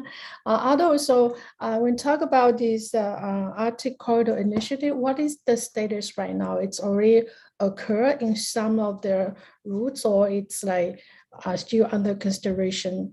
And also, when it becomes feasible, is it like more looking at the local shipping, or it's open to international shipping as well? For Suzanne, I think I like your presentation, how you elaborate how the US and Canada, despite their difference, and they make the agreement to disagree with the legal argument and then come up with a very practical cooperation solution. So, and then your point is that because the US and Canada, their strategy allies and very respect each other, so it's easy for the two countries to reach consensus and come up with this model. So I'm wondering, because the Northwest Passage in the future, when the weather and everything, when it becomes feasible as Northern Sea Route, and then will be more open for international company, commercial shipping. So is the current model of US-Canada be applied to other bilateral arrangement, like say Canada and China, for instance, and Canada, South Korea, for instance? What's your viewpoint of looking to the future? Thank you. Gordon here, just for a moment. We're looking for shorthand responses from you both, so I can do justice to the other questioners. Aldo first, please. Thank you for that very good question, Nong. So the corridors are not formally designated yet, but the traffic that I show data for is already happening. The corridors will be open for all shipping, international or domestic. And so, for instance, for transits through the Northwest Passage, clearly the primary routes would apply. The other point I should mention too is that the routes, even the corridors, even though they will be designated, they will be voluntary. Thank you. Suzanne, please, briefly. Just to respond quickly, thank you so much for your wonderful question, Nong. Listen, the arrangements at the moment, neither has sacrificed their legal position. So I would assume Canada would seek that kind of, let's not touch our legal positions and just move on and find ways to collaborate. And I think it would be, Canada would be willing and interested in that kind of collaboration with others, definitely. Thank you. And I'd like to now pose another question, which has been received. And again, we're going to make the question. I'll make this very quick, reading this out loud. A question for Dr. Hataya. China proposed the Polar Silk Road in 2017. The focus of the PSI cooperation projects are shipping and energy. Is Japan interested in joining the Polar Silk Road projects? Does Japan have its own shipping cooperation project with Russia? Thank you. Over to you, Dr. Ataya, and the response will have to be short. Thank you.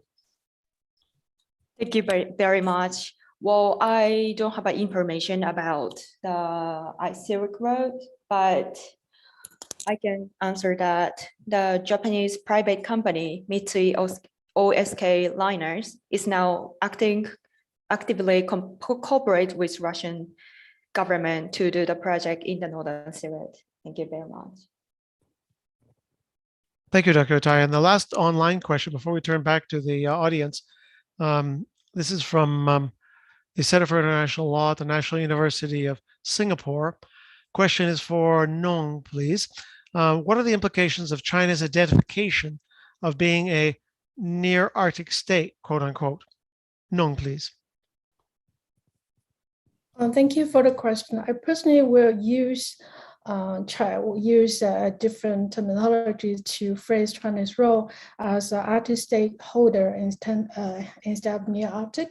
But no matter what the phrase turned out to be, I think it's very important to recognize the fact that for China to become an observer in the Arctic Council and it respect all the sovereignty and also sovereign right claim for all these Arctic littoral states. That's very important.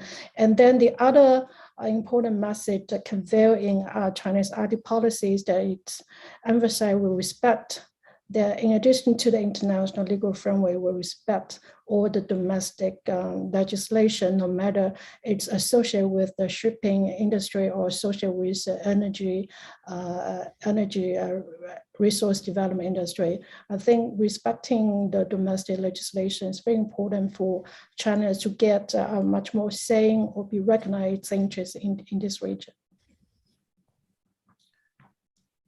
Thank you, Nong. And I've gotten an indication from the organizers we can go a little bit over time. We know that there's lots of interest here.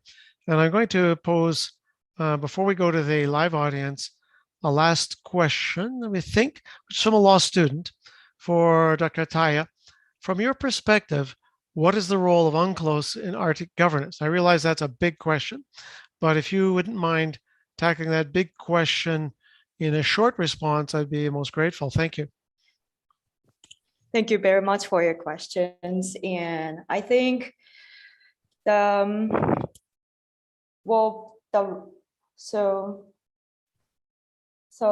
in the respect of the Northern Sea Road, the UNCLOS is very important, and Russia actually followed the UNCLOS. So I think the UNCLOS is like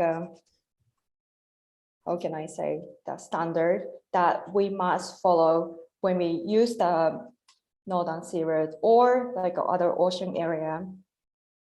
And also we need to respect that when we do the activities in the ocean area. Thank you very much. And I cannot answer. I thought that was a very good Quickly. a sketch answer to a very tough question.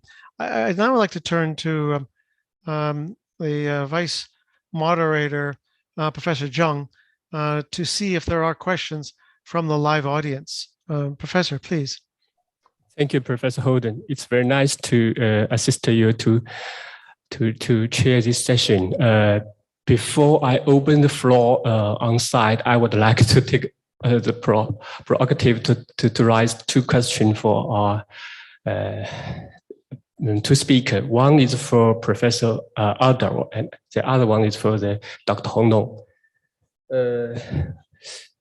Professor Aldo raised a very interesting topic regarding to the Canadian Arctic Corridor Initiative. We are very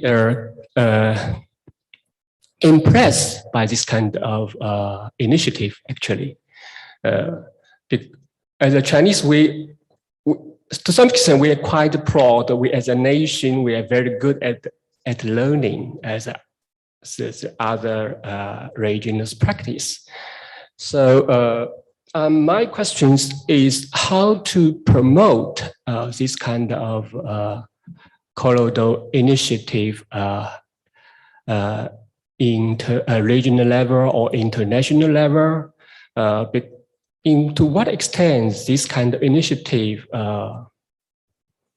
in conformative or in against for example, like Article 234 or the international straight regime. And I'm also very impressed. Canadian focus on to provide a public service on shipping load. It's could provide a very good example. Do you think it's possibility for China to provide this kind of South China Sea corridor sea lane in this, because it's a very heavy traffic in South China Sea, and what might United States reaction? That's the first question. The second one is for the Dr. Hong. Chinese, we have a sort of this kind of golden rule. 己所不欲，勿施于人. Do not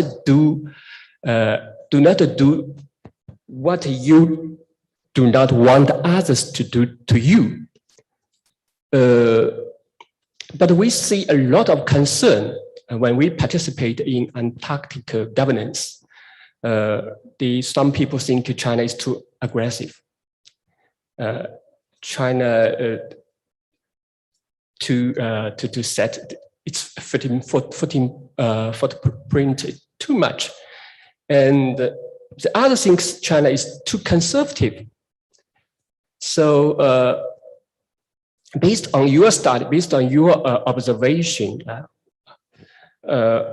how shall we adopt this, what I have mentioned before, this kind of 己所不欲，勿施于人? Is that, could it be a guidance for China to participate in the Arctic governance? And now I would like to open the floor in our conference room. Is there any people want to raise question? Before you raise question, please identify yourself and keep your question short and concise.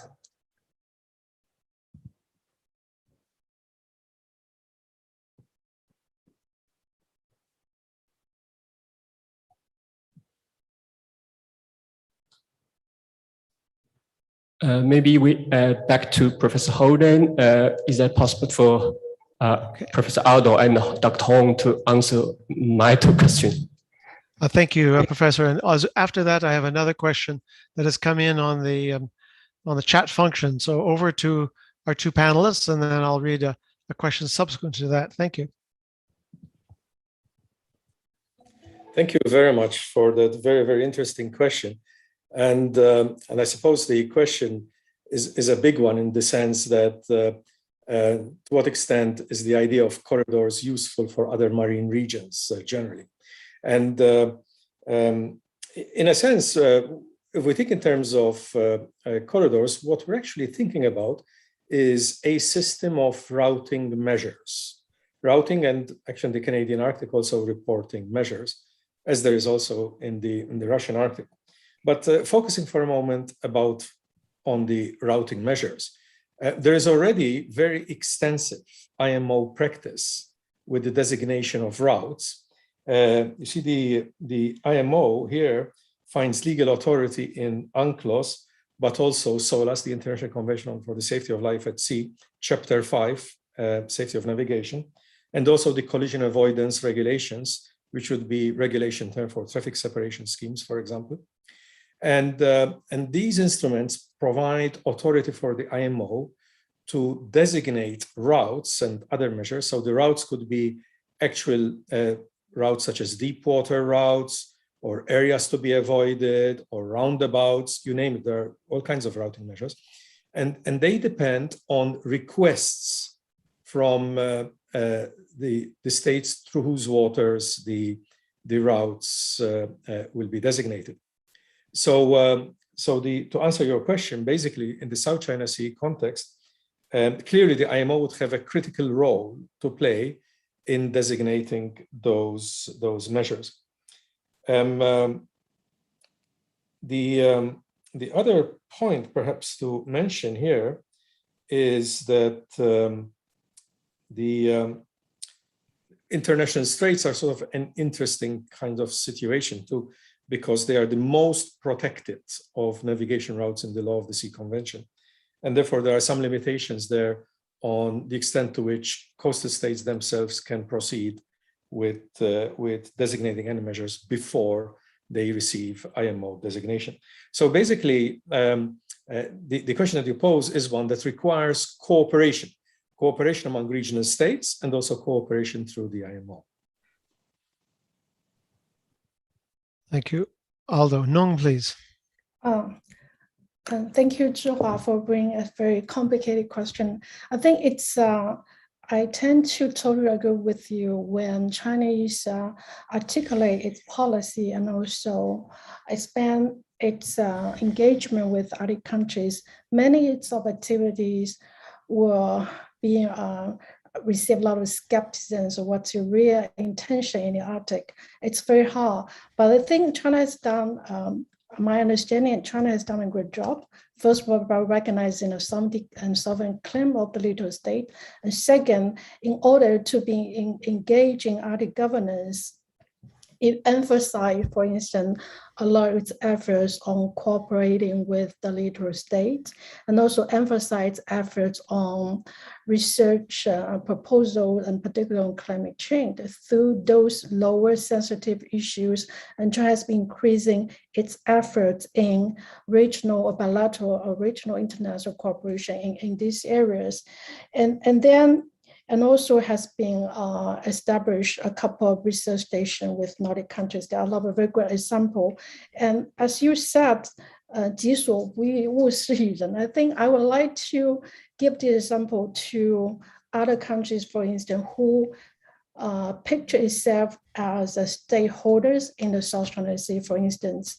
And you should do what China does in the Arctic, for instance, for extra-regional countries, when you show your interest in the South China Sea, which I've been talking for a lot from yesterday and today as well, I believe in the other room on the international law panel. So it's very important to recognize the legitimate interests of the little states, and you have to recognize their sovereignty and sovereign claims.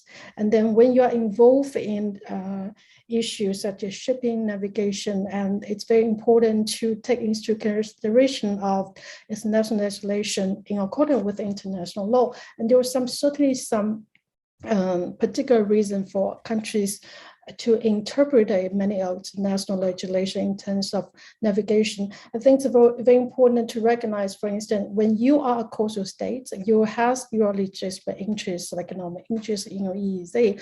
When you are a non-littoral state, you have an interest in navigation, but it's always very important to recognize or respect each other's, no matter you are a coastal state or you are a user state. It's very important to recognize each other's and also aiming for mutual respect.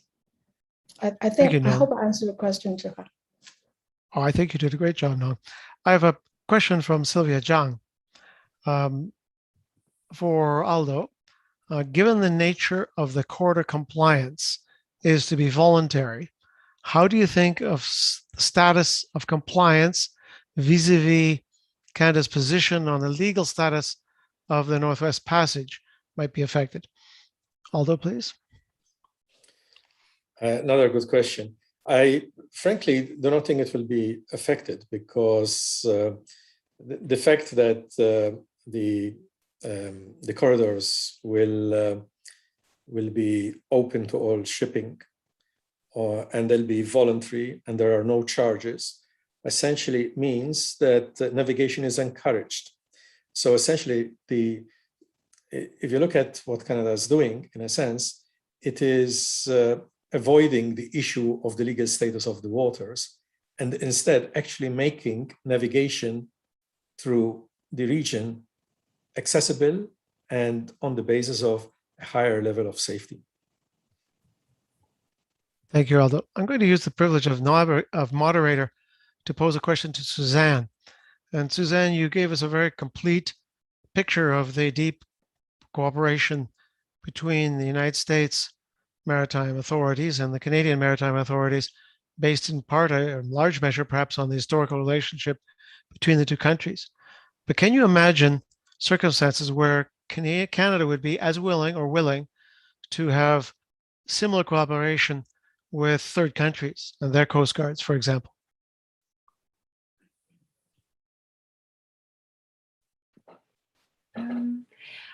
I think you're right. I mean, in the Arctic policy under the Harper government, I think the U.S. was described as our premier partner in the Arctic. So, kind of distinguishing between our friends and classifying the Americans as our best friends. I think, though, that there are, in terms of Coast Guard, the Arctic Coast Guard Forum, there are also on the kind of armed forces side of things, joint operations with colleagues. And I was a bit arbitrary. I mean, in Oknanuuk, there's often also Danish participation. Denmark sends some ships and exercises with Canada and the US. And so I think there is a larger participation, but I think you put your finger on it. I think there is something special about the Canadian-American relationship. And I think it's only normal. It's, it is the Arctic, but it's a special part of the Arctic, the North American Arctic, with its own challenges and realities. We hopefully can continue to understand those challenges and work together. So I'm not sure if that answers your question, but I think there is ongoing collaboration that's broader than just bilateral.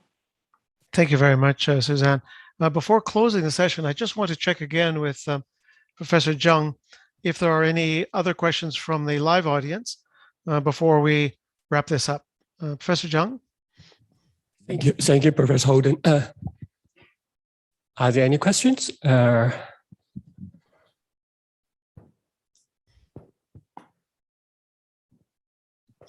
Perhaps if time allowed, I raise another question. What is the best practice during the Antarctica sea land communication? The governance in terms of sea land communication in Antarctic region. What is the main gap currently exists still not resolved very well in this issue? May I